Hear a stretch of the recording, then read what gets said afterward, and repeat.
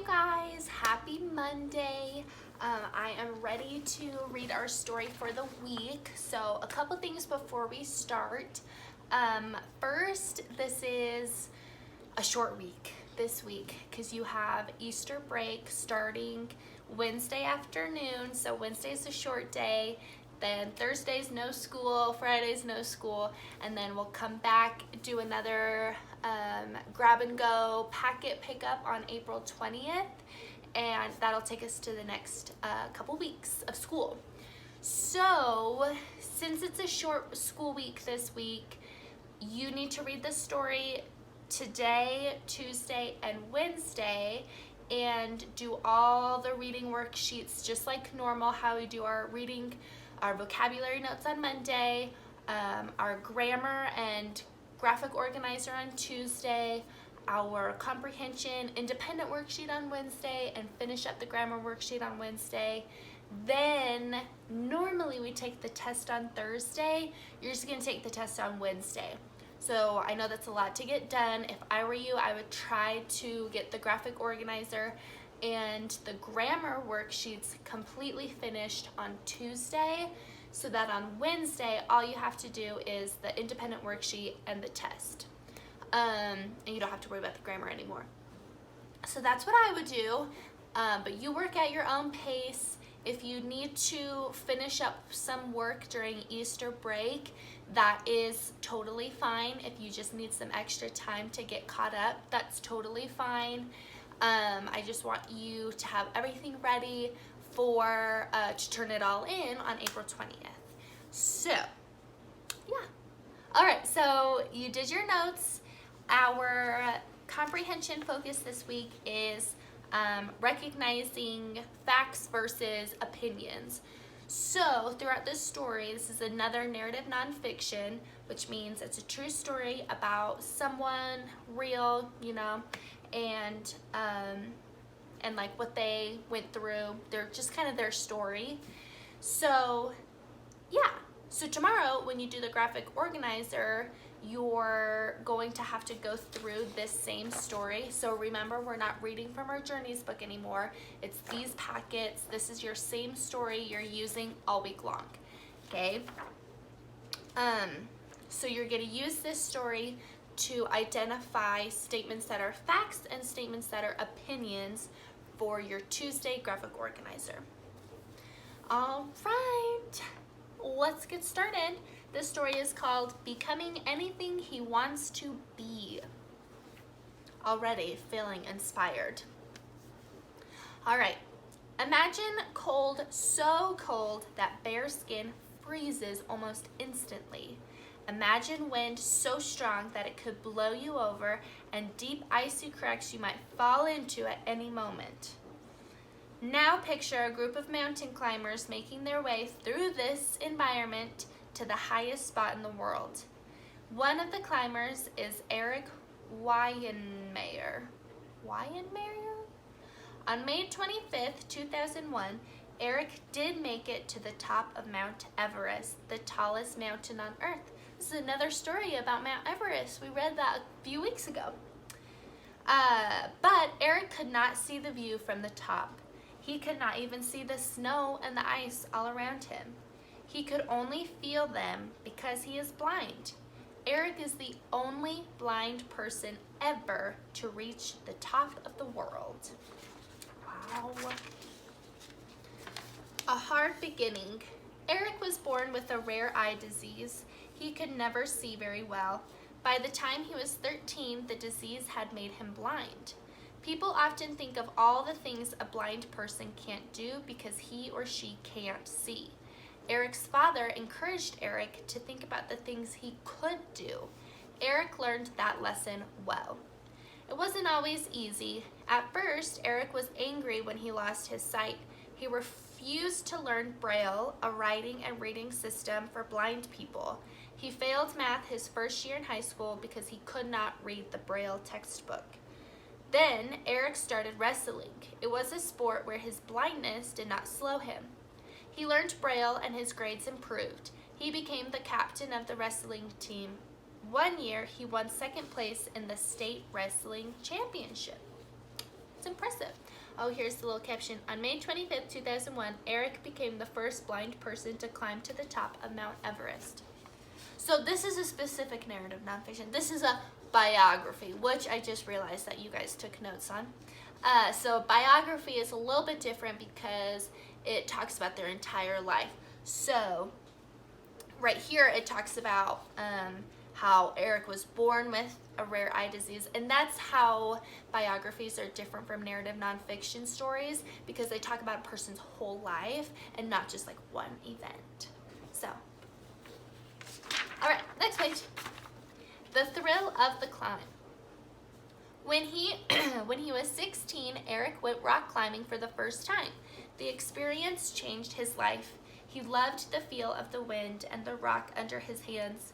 Different rocks had different textures. This thrilled him and made him want to climb more and more. Yet Eric did not want only to follow other climbers. Blind people had climbed that way for a long time. Eric wanted to lead. He wanted to find the toe holds and places for his hands by touch. One night he proved he could lead. He was climbing with a partner and they finished after dark. The partner had forgotten his helmet light. He could not see to climb down, but Eric could see with his hands. He led the climb back down to safety. Wow! This is the caption. The 7 summits are the highest mountains on the 7 continents. Every mountain climber dreams of climbing them all. Very few achieve this dream. Wow. Climbing the 7 summits. Soon, Eric began climbing mountains. He discovered he could use long poles to lean on and help him feel the ground. He could also use his hearing to sense when a cliff was in front of him or when the ground dropped off. I don't know how he would hear that. Maybe like the wind? Sometimes climbers in front of him wore bells or tapped their ice axes against rocks to help direct him. In 1995, Eric climbed to the top of Denali Peak, Mount McKinley, in Alaska. The TV news reported it. A blind man had climbed the tallest mountain in North America. It was the first of the 7 summits that Eric went to climb. These mountains are the highest on each of the 7 continents. Over the next 7 years, Eric climbed them all. Wow. Eric says he loves the beauty of mountain climbing, the movement, and the teamwork. Here's a couple more captions. Eric wants other people to think about what they can do and not what they cannot do, just as he has done. A great athlete, Eric competes in tandem bicycle races. Tandem bikes are for 2 riders.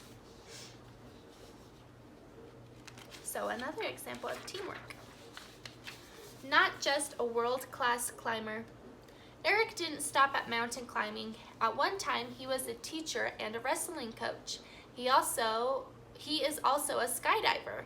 He runs marathon races, he skis, he scuba dives, he does long distance bike rides. You could never tell Eric that blindness is a handicap. Now Eric speaks and teaches all around the world. He has written 2 books. The message in each is that hardships can make us stronger and better people. A good message. One of his books is called Touch the Top of the World. The story was made into a movie. Eric also made a movie called Farther Than the Eye Can See. It is an adventure film about climbing Mount Everest.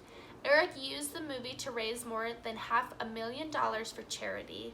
He used his success to help form a group called No Barriers. The group finds ways to help people with disabilities overcome the barriers in their lives. Wow. Today, Eric is trying to help blind people learn to read and write. He wants everyone who cannot see to learn Braille. He speaks all over the world to help make this happen.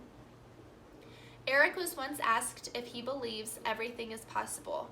He answered that there are limits. For example, he cannot drive a car. But, he added, there are good questions and bad questions in life. The bad questions are what if questions. What if I were smarter? What if I were stronger? What if I could see? Those are dead-end questions. A good question is, how do I do as much as I can with what I have? I just got got the chills. That is beautiful. Wow, wow, wow. So, what a good story. What a great biography. And has truly overcome so many things and is quite an inspiration to a lot of people. So, I hope you enjoyed this story. Remember tomorrow that you are going to look through and find different facts and opinion statements. I'm trying to think of some examples right now. Let's see.